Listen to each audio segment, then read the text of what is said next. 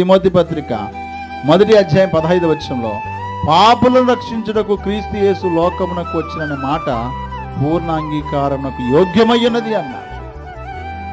1 Timothy పత్రిక 2వ అధ్యాయం 5-6 వచనాల్లో దేవుడు ఒక్కడే, దేవునికి నరులకు మధ్యవర్తి ఒక్కడే, ఆయనే క్రీస్తు యేసును నరుడు అని మాట మనం చూస్తాం.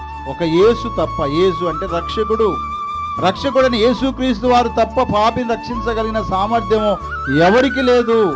పౌలు భక్తుడు అంటాడు 1 కొరింథీ పత్రిక 8వ అధ్యాయం 6వ వచనంలో ఇలా అన్నాడు, ఆకాశమందైనను భూమి మీదనైనను దేవతలు అనబడినవి ఉన్నను మనకు ఒక్కడే దేవుడున్నాడు, ఆయన తండ్రి, ఆయన నుండి సమస్తము కలిగెను, ఆయన నిమిత్తం మనం ఉన్నాము, మరియు మనకు ప్రభు ఒక్కడే, ఆయన యేసుక్రీస్తు, ఆయన ద్వారా సమస్తమును కలిగెను, మనము ఆయన ద్వారా కలిగిన వారము అన్నాడు. హల్లెలూయా.